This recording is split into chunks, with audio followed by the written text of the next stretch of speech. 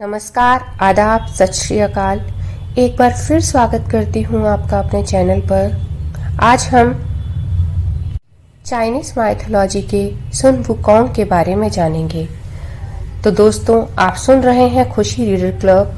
मैं हूँ खुशी। आज मैं बात करने वाली हूँ सुन वुकोंग पर। सुन वुकोंग का जन्म फूलों और पर्वतों के पर्वत पर एक रहस्यमय पत्थर से हुआ था। वह कोई साधारण बंदर नहीं थे। वह अविश्वसनीय रूप से शक्तिशाली और तेज और बुद्धिमान थे। बंदरों के बीच खुद को राजा साबित करने के बाद उन्होंने अमरता और अधिक शक्ति की तलाश शुरू की।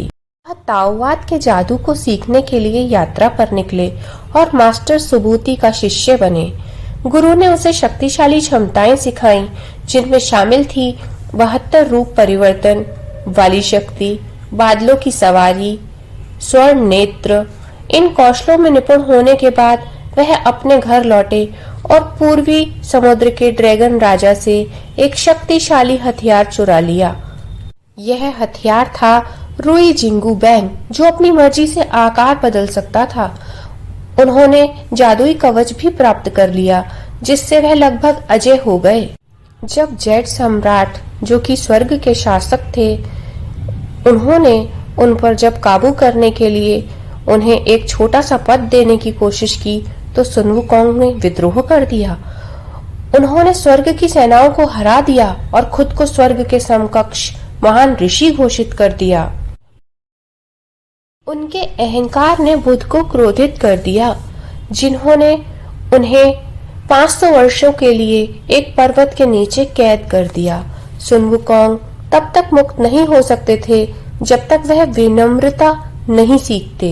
एक दिन बोधिसत्व गुआनाइन ने उसे तानसानजांग, एक बौद्ध भिक्षु के साथ भारत की यात्रा पर जाने के लिए चुना, ताकि वे पवित्र ग्रंथों को प्राप्त कर सकें। सुन वुकोंग को मुक्त किया गया और भिक्षु के मार्गदर्शन में रखा गया।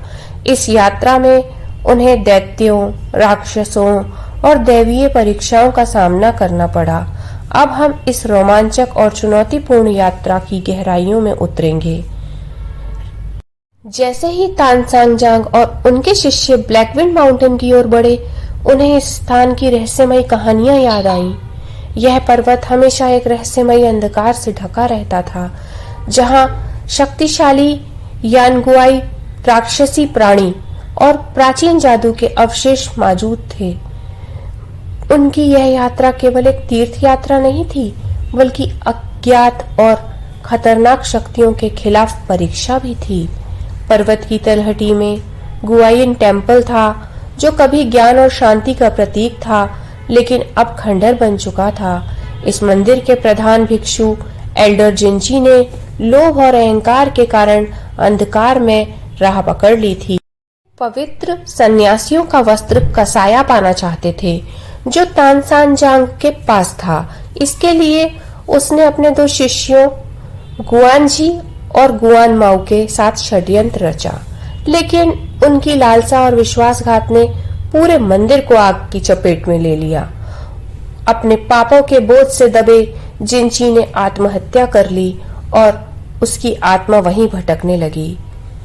जंगल में आगे बढ़ते हुए यात्रियों का सामना गुआनजी, एक भेड़िया राक्षस, और गुआनमाओ, एक सांप राक्षस से हुआ, जो कभी जिनची के शिष्य थे।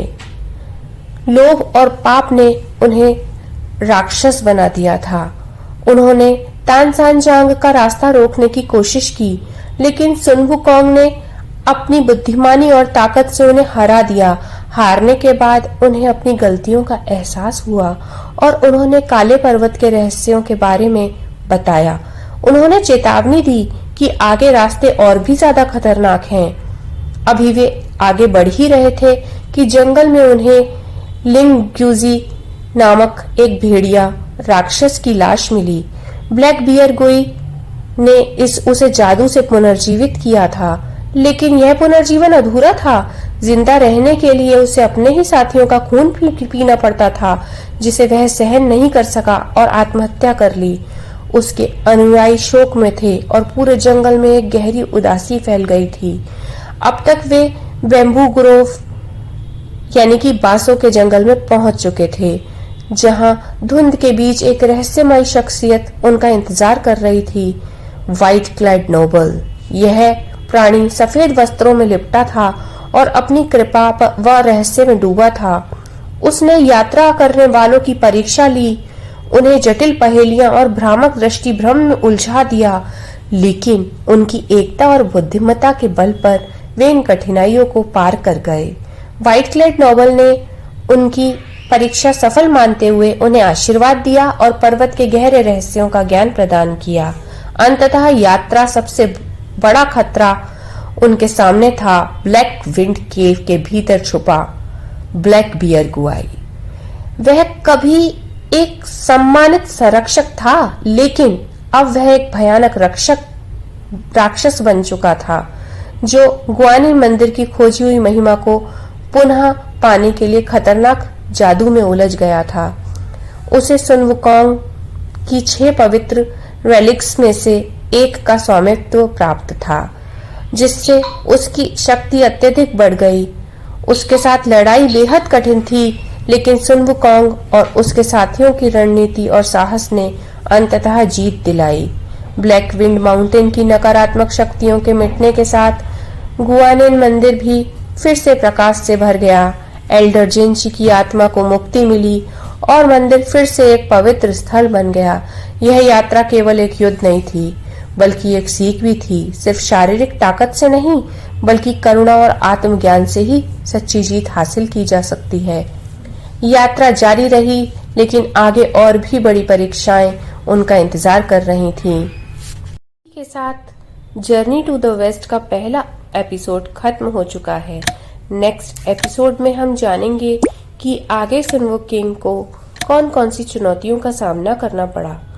नए एपिसोड के लिए बने रहिए खुशी रीडर क्लब में। धन्यवाद।